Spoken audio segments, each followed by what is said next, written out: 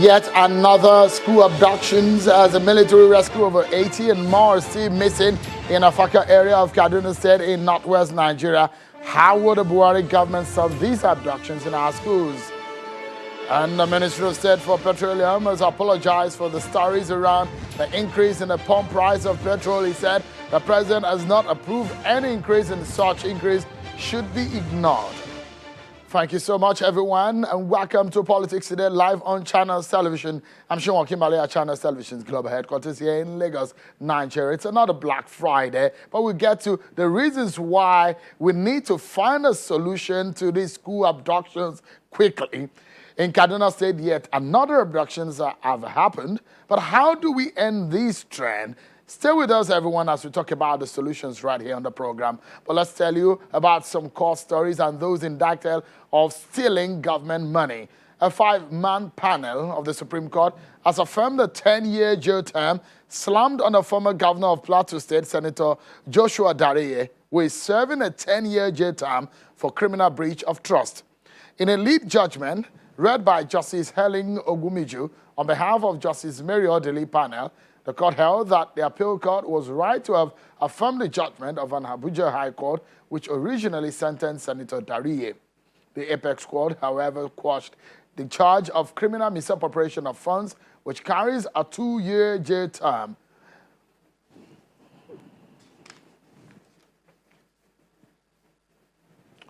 If you think there is an increase in the price of petrol, it is not true, and there is an apology from government on that matter. The Minister of State for Petroleum Resources, Mr. Timi Presiva, today said Nigerians may have woken up to the stories of an increase in the pump price of petrol to 212 naira per litre. But according to him, it is completely untrue. Mr. Silva said neither the President, who is the Minister for Petroleum Resources, nor himself, who deputized for him as Minister of State, has approved that the pump price of petrol should be increased by 1 naira. The minister in the statement says he sincerely apologized to all Nigerians for any distress and inconvenience the unfortunate information might have caused. Let me allow you to see for yourself the exact words in those statements by the minister. He said, and I quote, irrespective of the source of that information, I want to assure that it is completely untrue. Neither Mr. President, who is the Minister of Petroleum Resources, nor myself, who deputized for him as Minister of State, has approved that petrol price and it should be increased by 1 naira. I therefore urge you to disregard this misleading information. And to our story for discussion tonight, Black Friday, you may call it, and government have now stormed yet another school in northern Nigeria and taking innocent schoolgirls with them. 30 students kidnapped from the Federal College of Forestry Mechanization, Afaka, in Kaduna State are still missing after gunmen attacked the school on Thursday night, abducting many of them.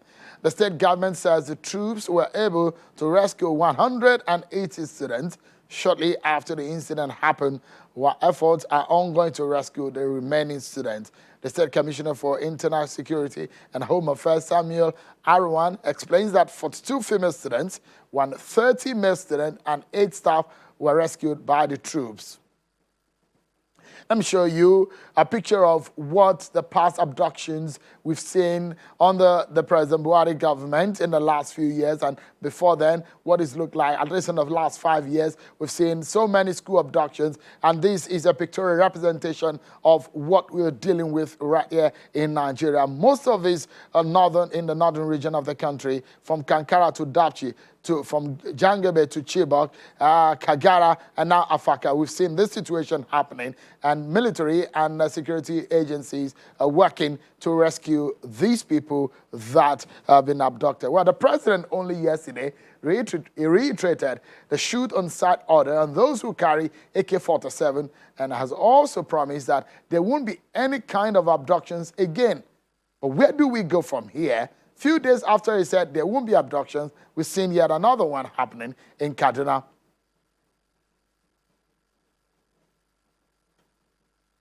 Let's get to discuss this matter, shall we? It's a matter of national concern for a lot of people who think that when do we see this kind of scenario stopping in our country. First and foremost, let's hear from the presidency. I have the president's spokesperson, Mr. Garba Shehu, who joins us from Abuja. Thank you so much, Mr. Shehu, for joining us tonight. Perhaps let's get some clarification from you as regarding this issue of national security and what is being done to fight some of these incidents that we have seen, at least in the past few months or so. First and foremost, we heard yesterday, as part of the briefing by the National Security Advisor, that the issue of arms procurement may have some, there are some gray areas in that, especially the issue of the Super Tucano aircraft that we're supposed to have procured as a country to fight and prosecute some of these insecurity situations in the country. Only this morning also, we understand that the National Security Advisor had spoken to the BBC Hausa service. And this is part of the things that he said. I quote him now. He says, "No one knows what happened to the money, but by God's grace, the president will investigate to find out whether the money was spent and where the arms went." This looked like what happened on the case that been investigated under this government when the President Buhari government came into force and said that monies meant for arms and ammunition are being squandered and spent. What has happened to these funds? The NSA is saying no one knows where these funds have been spent under the former service chiefs. Well, Benga, thank you for giving us this opportunity, and to say, I request please you increase the volume from your end so that I hear you very clearly. From what you have said, I have picked out a few things, including the question as to whatever happened to the funds. I imagine that you are talking about the $1 billion US taken from excess crude account with the consent of state governors and was used for military procurements. I want to assure you that nothing of that money is missing. The reference by it in the interview in Hausa service of the BBC by the National Security Advisor, I think has been misconstrued and mistranslated. The NSA made two critical points. One is that we don't have enough weapons, which is a statement of fact. And two, procurements made have not been fully delivered. And look at what happened to that 1,000 US.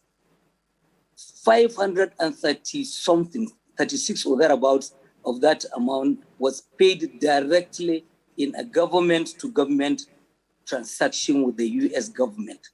In August 2018, they allowed the Nigerian government to buy 12 Super Tucano aircraft suitable for the kind of war we are fighting in the Northeast. In addition to that, other arms of the military have also made procurements. The Navy has done nearly 100% of the procurements equipment delivered. The Air Force has bought a number of attack helicopters, 35 helicopters from Ukraine. Some of them have been commissioned in national television. We have bought a lot of drones. Now with the Army, there have been problems with the procurements. Equipment have been coming in bits and pieces. This is not ideal. In fact, our biggest procurement is coming from the UAE, United Arab Emirates. As I speak to you now, it is held up in a situation which only diplomacy will resolve. We are talking to them last week. The Nigerian Minister of Defense actually had a meeting with the ambassador of the UAE to Nigeria. And the idea is to resolve this so that this equipment held up will be released. We need them here. So all these procurements are ongoing. Nothing you can buy on the shelf. They are bought on order. NSA does not make accusations of misappropriation because there is none in dealing with this matter. So is it that the NSA is not saying the truth, or not painting it the right way, because I quote part of that statement that he made in that interview in the Hausa service. And he said, I quote, "It is a fact that money budgeted for that purpose has been misappropriated and no one can account for it." And was making reference to the former service chiefs. If you can clarify to us, because this is the National Security Advisor, perhaps the coordinator of the national security architecture in this country. Is it that he is not saying the truth or is not correct? Now, you are talking about the need for me to clarify the National Security Advisors as coordinator for, is it military procurements or what? No, I'm asking, you speak for the president, Mr. Shehu, and if the NSA says that money appropriated for the procurement of arms under the Buhari government have been stolen, we wanted to hear from you. It is right, you are perhaps the rightest source, if there is any English like that. We can't ever get it any better from anyone except yourself, Mr. Garba Shehu, to get us the right information. If the NSA says, and I quote again, "It is a fact that money budgeted for that purpose of arms procurement has been misappropriated and no one can account for it." It's a shame I'm not able to hear you clearly on your questions. And the NSA did make a lot of statements if talking about issues that we have seen trending. For instance, is it about the 6,000 troops deployed, supposedly to be deployed to Zamfara, which he said he was unaware of? If that is your question, my explanation is this. The governor of Zamfara had an audience with the president at which the National Security Advisor was missing. In fact, NSA was sent to India by the president on an assignment. So he came back to find this situation, and he was not present at the meeting. He could not have been a witness to commitment that the president has given. So, I mean, specifically what I was asking, what a lot of Nigerians perhaps wanted to know, I don't know if you can hear me clearly now, and I will quote the NSA statement. It said, "It is a fact that money budgeted for that purpose has been misappropriated, and no one can account for it." NSA Mongonon quoted in that BBC Hausa service interview. The sound from you is so weak. Maybe I will put on the sound on TV. If I put on the sound on TV, I will hear you. Can you put on TV, please? All right. Maybe I will hear you when it's... Okay, the sound so coming into my phone is so weak. okay, I'll come to you in a moment, but let me get Now, okay, can you hear me now? so please now ask your question. Okay, so I was quoting the words Yes, I hear of the great, the words from the NSA, who was making a reference to arms purchase under the Buhari government, and he says that it is a fact that money budgeted for that purpose has been misappropriated and no one can account for it. End of quote. Those are the words of the NSA. And he was making reference to the former service chiefs, that monies has been spent, but arms we cannot see. No, I have had the interview. I have had the interview on radio. I have a recording of it. I have done, and it's a Hausa's interview. I think reasonably I have a good understanding. At no point did the president, NSA say that the money has been appropriated and there is no arms to be seen. They have not been delivered. Yes, that is correct. But the thing is that these are things you buy on order. You don't buy them off the shelf. And for anyone to be fair to this country, to the former service chiefs, these things are there. The Super Tucano aircraft, the helicopters, fighter helicopters, the military trucks, and the drones that have all been bought, 25 additional Air Force fighter aircraft, all of these things are there to be seen. Now, if there is money that has been, I think the Minister of Finance is in a position to give you all of the details, and I hope in the coming days they should be able to render a full account of this. I think that people are just being political. They want to draw moral equivalency between PDP and the APC administration. We are not the same. Things like this cannot happen under a Buhari administration. All right, we'll take a break now, but part of what the NSA also said at that briefing at the State House on Wednesday, so it was a Wednesday or Tuesday now, it was talking about the fact that the Super Tucano, they keep changing the date of delivery. These are some of the worries that a lot of people are having, that some of these equipments are not arriving. But we'll take a break, and when we come back, we'll talk more about how can we resolve some of these abductions and the issue of national security in the country. Don't go anywhere, we'll be right back, everyone.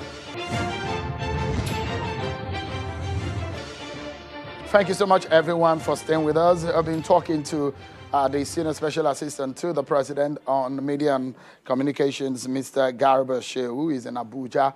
And I've since been joined also by the former Director of Assistant Director at the DSS and a security consultant, Mr. Dennis Amakuri. Thank you so much for coming. Thank you for having me. Before I come to you in a moment, please, I wanted to know also, because when the Minister for Aviation visited the President, he came out to say the President, at the time when we had the Jangebe abduction, he said that will be the last.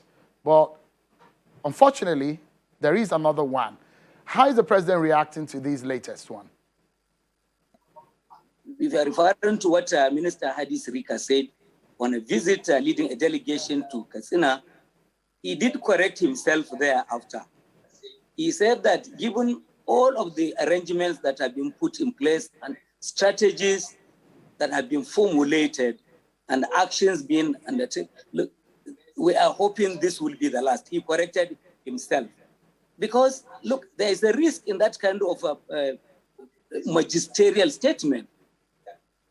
I mean, we are a highly political country. Even security, to some extent, is politicized. And he warned that some people will actually try to test the government. They will try to do this in order to embarrass the government. So there's a second one happen. Are we surprised? I'm not surprised at all, because it is possible that somebody might just say, okay, let's do it again at all cost, and sabotage the integrity of the administration.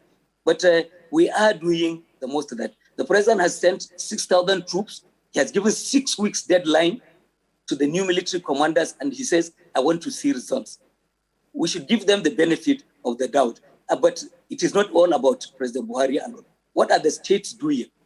We have to build walls around our schools. If our school premises are open-ended, they are opened to the forest, can you stop bandits from walking in to take away students to go away with them? And then these things happen, people will look at Buhari and say, look, it's Buhari who is responsible. Buhari does not build walls around schools. What are the states doing? What are the local councils doing? What are the owners, private school owners doing? We have to work together in order to stop this unwanted situation. Stay with us, Mr. Shehu, for a moment. Let me get the view of a professional here in terms of security. This one is another sad one too many. Some will say, how do we stop it? I mean, I showed what it looked like in the past years. There are school abductions specifically. How do we stop it? You know, there is, it's a systematic thing. It is not just press statements in addressing this particular issue. It's very systematic, because what is happening, if we do a risk assessment of the situation, we'll find out that there are loopholes. And how do we plug those loopholes is how we solve it. So, first of all, the schools are not secured. So as long as they are not secured, we need to put in place, we need to harden the school security, the perimeter fencing, these alarm systems, training the students to take care of their situation in case of an emergency, training the locality where it happens, and then, of course, making sure that there is a very good response team to address this in case of a problem. But we are not doing that. Right now, I think the system is mainly a fire brigade approach, and that is not going to help. Because, of course, the president have gone ahead to say that there will be no more adoption. But they will test the result, because they know that... He's just said that the statement from the minister, he corrected himself. that he said he hoped that there won't be no more abduction. Well, so maybe the president... didn't mean yeah, that. it's still in the positive sense whereby we hope not that we get another adoption. But with all that, they are also listening. They want to test the resolve of the Nigerian, And one thing I will tell you, I'm very, very impressed with the last abduction that happened yesterday. Was it?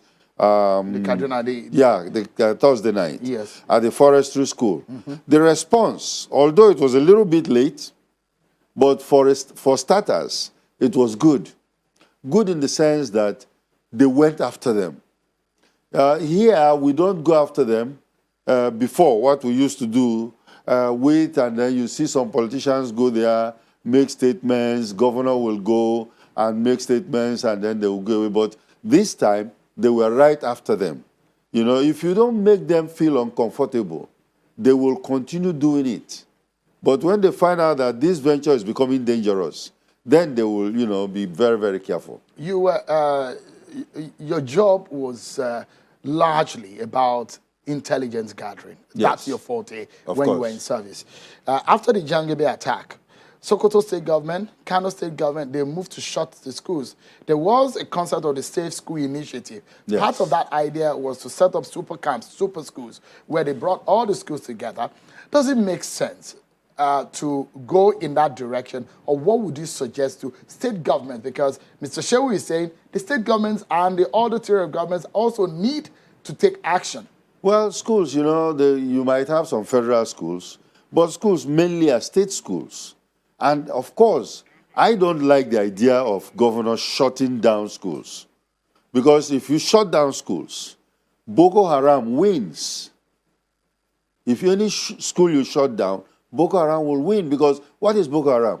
Western education is forbidden or is not good. And if students are going to acquire Western education, and if you go and shut down the schools, they are winning, because then they're not going to school again. Parents are not sending them back to school and everything. So I would advise that let them have those schools open, tighten the security of those schools, put in place security measures. All this money they are paying for ransom should be given to the security agencies to take care of those schools. All right. So just a moment. There's one more thing that I'd like you to also weigh in, which, of course, I'd like Mr. Garba Shehu to react to. On the issue of the shoot-on-sight order given by the president reiterated, we heard it first from you, the president has spoken about it, trying to clarify what he meant by that. But I'd like you to take a listen to what Mr. Femi Falana said as regarding the shoot-on-sight order. Take a listen to him, Mr. Shehu. Virtue of Section 35 of the Firearms Act, the president has to make a proclamation with respect to prohibition of possession of firearms in the country, arms and ammunition. That's the law. There has to be a proclamation. It cannot be an announcement by a media aide of the president. The president has to make a declaration, sign it as if it's issuing an executive order. And the conditions will have to be stipulated. Mr. Shehu, how do you react to that? That order, Mr. Falana at 4:30, and the manner in which you think it should go? How do you react to that? That order, Mr. Falana at 4:30, and the manner in which it should go? Is entitled to his views. Mr. Falana is a political actor. I believe he owns a political party, if I am right. So the election is just barely 2 years ahead. So we look forward to his debut as a candidate. President Buhari won't be a candidate in that election. But the fact of the matter is that the president did say that you needed to register this type of weapons. You cannot just go to the market and buy and own them. They must be registered. And they can only be owned by the security services. So the position of the law is very clear. Does he need to do a proclamation? That is just an opinion. But the president has said it, and the armed forces would take instruction from the commander-in-chief. All right, thank you so much, Mr. Garba Shehu, for your thought. I'd like to get your view, a quick one, on the shoot on sight order. Security-wise, in practical-wise, what's the implication? You know, we are running a democracy now, and I'm sure that's why Falana has brought it under the rule of law, whereby whatever step the president takes should be under the rule of law. And thereby, you know, if he's doing this, what he could actually say or do is to write an executive order, you know, that everybody found with illegal AK-47s should be either shot to maim too, because you have to be very clear about that. Shoot to maim, and of course arrest the person and take the person to court, you know, or disarm the person. So all this should be stated in the executive order. But, you know, we still have a little bit of military backlash where desperate situations need desperate answers. And the president, being a former military general, will feel that this is a problem that has been facing the country for a very long time, and I think we will need drastic action to deal with it. Mr. Dennis Amakri, it's always a pleasure having you break these things down for us. They might be complicated sometimes, but thank you so much for coming tonight. Thank you for having me. And also, thanks to Mr. Garba Shehu for clarifying some of these issues for us tonight. Thank you so much, Mr. Garba Shehu, Senior Special Assistant to the President on Media and Publicity. Thank you indeed. And thanks everyone for keeping it right here on Channels Television. And that's our show for today, everyone. Thanks so much for watching. I'm Sean Kimale. Bye-bye.